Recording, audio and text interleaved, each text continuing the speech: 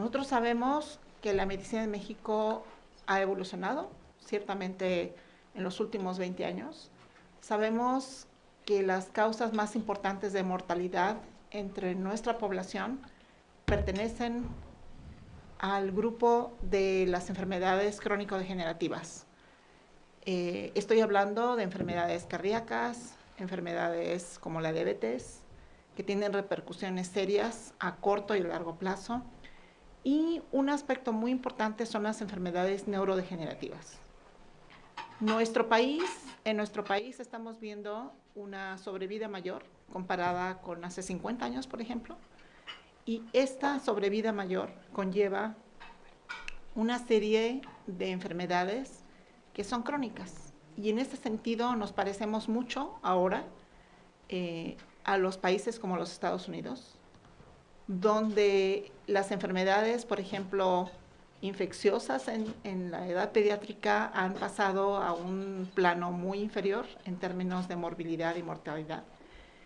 Y en ese sentido, el interés de la Universidad del Valle de México es en explorar los factores de riesgo, como decía el doctor Dubkowski, que afectan y que afectarán a las poblaciones en el futuro, porque al mismo tiempo que estamos explorando estos temas, estamos enseñando a nuestros estudiantes precisamente a qué se van a enfrentar en el futuro. Y en ese sentido es que tenemos esta oportunidad de platicar con ustedes respecto a un artículo muy importante que es el Lancet, y se nos pidió que comentáramos sobre un trabajo que se llevó a cabo en la Universidad de Toronto. La Universidad de Toronto es también parte de mi entrenamiento. Yo fui a la escuela ahí a hacer patología hace varios años, y entonces conozco el sistema y obviamente conozco la ciudad. Y los investigadores en esa ciudad están muy interesados en contaminación ambiental porque Toronto, como las grandes urbes en Canadá y en otros países, se enfrentan a un problema al que nosotros nos enfrentamos todos los días, y es el problema de la contaminación ambiental. Voy a referirme entonces primero al artículo que me pidieron que comentara dentro de la revista, que es un artículo que ustedes tienen una copia entre sus materiales, pero lo que quiero hacer énfasis es en el título y qué relevancia tiene esta información para nosotros que vivimos en México. ¿Por qué es importante? ¿Por qué debemos de tomarlo en cuenta? Este artículo revisó de manera minuciosa la evolución de una población enorme de habitantes, más de 6 millones de habitantes, que viven en Ontario. Ontario es una provincia de las más grandes que existe, pobladas, de las más grandes que existen en Canadá. Y lo que estos investigadores hicieron fueron hacer dos grupos de edades, uno que llamaron el grupo joven, y que está comprendido entre los 20 y los 50 años, eran 4.4 millones de gentes, y lo que ellos pretendían hacer era distinguir entre la gente que tiene el riesgo de desarrollar esclerosis múltiple, que por cierto es una enfermedad que es común en México, y en el grupo de más grande edad, entre los 55 y los 85 años, que fueron 2 y tantos millones de individuos, lo que querían era ver cómo esos individuos desarrollarían las dos enfermedades que nos afectan más a los mexicanos, que son el Alzheimer's y el Parkinson. Entonces, ¿qué hicieron ellos? Siguieron a estos individuos que empezaron el grupo como individuos clínicamente sanos, sin enfermedades neurológicas de las que estamos hablando, y luego a los 10 años evaluaron quién en este periodo había desarrollado cualquiera de estas enfermedades. Y la relación que ellos buscaban era la relación de la residencia de cada uno de estos participantes con áreas de tráfico intenso. Y ahí es donde a nosotros nos interesa el tema. Cuando uno define tráfico intenso, como se define habitualmente, las definiciones cambian ligeramente de país a país. Pero para darles una idea, una calle de tráfico bajo tiene 400 o menos vehículos por día. automóviles, motocicletas, cualquier cosa mecánica que pase por la calle. Okay. No están analizando si el tráfico es a expensas de grandes camiones de diésel o motocicletas o carros eléctricos o híbridos o lo que sea. Simplemente la definición incluye autos o vehículos motores que pasan por esa calle. Entonces, menos de 400 es bajo. Entre 400 y 1000 al día es intermedio. Y de acuerdo a las definiciones, en algunos más de 1000 y otros más de 2000 vehículos al día es un tráfico intenso.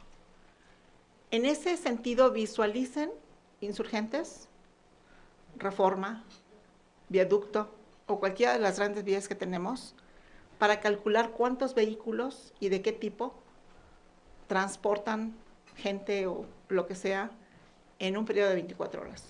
Lo que les quiero decir que para la Ciudad de México existen numerosas vías que ciertamente caen dentro de la categoría de tráfico intenso.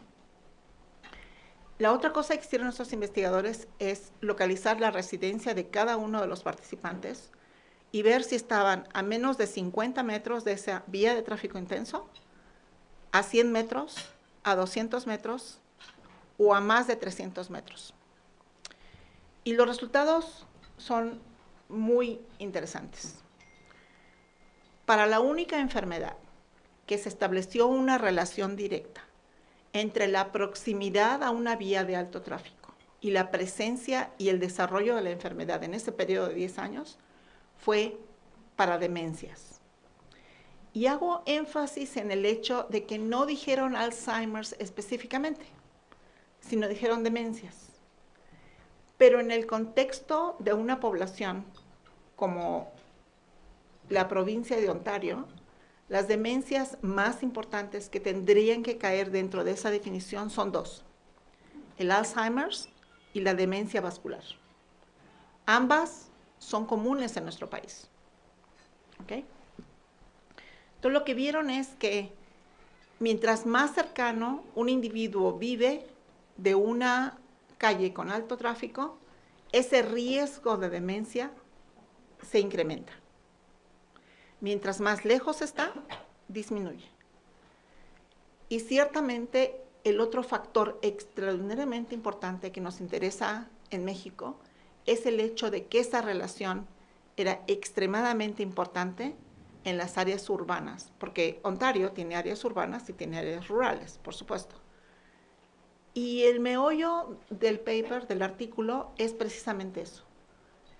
Hay una asociación directa entre la exposición a áreas de alto tráfico vehicular y el riesgo de cada uno de nosotros de desarrollar una demencia, bajo la definición que dije hace unos minutos. ¿Por qué es importante eso en el contexto de la Ciudad de México, o de Guadalajara, o de Monterrey, o de cualquiera de nuestras grandes urbes? Pues porque en la práctica, cada uno de nosotros, ciertamente en la Ciudad de México, estamos muy cerca de un área de alto tráfico. Pónganse a pensar dónde viven y cuál es el área más importante, y realmente estamos rodeados, literalmente, de áreas de alto tráfico.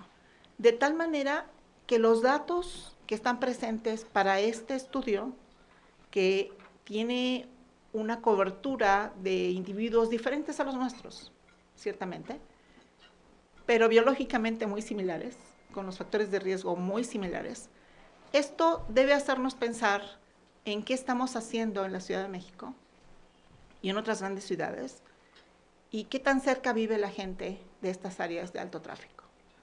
Pero no solamente la residencia, sino lugares, por ejemplo, como escuelas públicas, primarias, secundarias, parques, áreas de recreación, áreas de ejercicio, etc. Nuestro comentario en Lancet fue precisamente que la información debe ser de importancia no solamente para nosotros como médicos, para los pediatras ciertamente, para los pacientes que ven pacientes de la tercera edad, que son también muy susceptibles a los efectos de la contaminación, sino también para los efectos de planeación urbana. Uno quiere poner áreas con escuelas lejos de las áreas de alto tráfico, lo que suena muy fácil de hacer, en la práctica es muy difícil, aquí y en todos lados. Y este artículo no es un artículo aislado, es un artículo que se suma a los artículos que en los últimos 3 a 5 años hemos estado revisando. Hay un artículo que también quiero llamar la atención, en el sentido de que en Taiwán, el año pasado, el 2015, se publicó un artículo donde se cubrían 95,000 gentes, que también se siguieron en un lapso de 10 años, es el artículo de Young. Y en ese artículo estudian la relación, ya no de localización del individuo respecto a un área de alto tráfico, sino a un área contaminada, con los dos contaminantes muy importantes para las grandes urbes. Uno son las partículas suspendidas finas, menores a 2.5 micrómetros de diámetro, y el otro es el ozono. Y debo de hacer un paréntesis para decir que en la Ciudad de México los dos contaminantes más importantes que nos afectan son precisamente las partículas suspendidas finas y el ozono. Pero esencialmente lo que Young y sus colaboradores en Taiwán mostraron, sin lugar a dudas, es que existe un aumento del riesgo de desarrollar Alzheimer's en relación con la exposición prolongada y crónica a las partículas suspendidas y al ozono. Y este riesgo está determinado por las concentraciones de cada contaminante. Y el riesgo no es 2%, ni 5%, ni 10%. Es hasta el 234% más alto si uno está expuesto a contaminantes como partículas suspendidas y ozono. Esa situación de Taiwán aplica a muchas de las ciudades occidentales. Y no estoy hablando solo de la Ciudad de México, estoy hablando de ciudades como Nueva York, Los Ángeles, Salt Lake City, etcétera, etcétera. Que todo mundo estamos conscientes de los efectos respiratorios. La gente tiene una mayor frecuencia de enfermedades respiratorias superiores, mientras más pequeño o más grande, desarrolla complicaciones como neumonía, etcétera. Todo el mundo sabemos eso. La gente le sangra la nariz, la gente tiene problemas de gripas que se prolongan semanas y semanas y semanas. El otro aspecto que es muy importante, menos conocido, pero ciertamente se ha empezado a conocer, sobre todo entre los cardiólogos, es el hecho de que las personas que vivimos en áreas como la Ciudad de México tenemos una mayor frecuencia de problemas como infartos al miocardio y problemas como hipertensión arterial. Y estas patologías van de la mano con la exposición a contaminantes atmosféricos. Ciertamente existe una alta correlación también con infartos cerebrales. Y esto está publicado. Hay estudios epidemiológicos bajo muchas condiciones en muchas ciudades y no creo que nadie tenga ninguna duda epidemiológica de que estas relaciones entre efectos cardiovasculares del tipo de los que estamos hablando o los efectos a nivel cerebral en términos de infartos están bajo ninguna cuestión. Sin embargo, un aspecto que es menos conocido es cuáles son los efectos de los contaminantes atmosféricos en gentes sanas. Y cuando digo sanas, voy a hacer un signo para decir que si nosotros exploramos el estado de salud de cualquier habitante de una grande urbe, inclusive la Ciudad de México, si le buscamos, encontramos patologías. Y las patologías pueden ser muy sutiles y difíciles de encontrar, o pueden ser obvias. El paciente que ya tiene un enfisema relacionado con su residencia en la Ciudad de México, sin que jamás hubiera tocado siquiera un cigarrillo. De hecho, un alto porcentaje ahora de los cánceres de pulmón que estamos viendo, hasta un 15-16%, no tienen nada que ver con tabaco. Tienen que ver con dónde vive el individuo. Y aquí está expuesto el individuo, aunque jamás haya fumado nada. Yo creo que queríamos iniciar esta plática con cómo evaluamos los contaminantes en la atmósfera. Y es imposible, y debo de decir que esto es algo que quiero que quede muy claro, que es imposible medir todos los contaminantes que estamos respirando. Sería extraordinariamente difícil, extraordinariamente costoso e extraordinariamente impráctico. Entonces, lo que se ha hecho, y la entidad en Estados Unidos que se llama Environmental Protection Agency, integra 6 contaminantes que se llaman contaminantes criterio y que son los que se miden, yo diría que en la mayor parte del mundo, inclusive en México. Son el ozono, que es un contaminante secundario fotoquímico, las partículas suspendidas 2.5 y 10, y déjame decirles que las partículas 10, que son las más grandes, para los fines médicos tienen poca relevancia. Y no voy a decir ninguna relevancia, voy a decir poca relevancia.